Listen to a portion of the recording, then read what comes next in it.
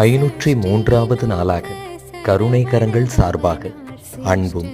அன்னமும் என்பதன் அடிப்படையில் பௌர்ணமி தினத்தை முன்னிட்டு கருணை உள்ளம் கொண்ட திருமுருக தம்பதியரின் சார்பாகவும் அவர்கள் குடும்பத்தார் அனைவரின் சார்பாகவும் அருள்மிகு சிவன்மலை ஆண்டவன் பெயரில்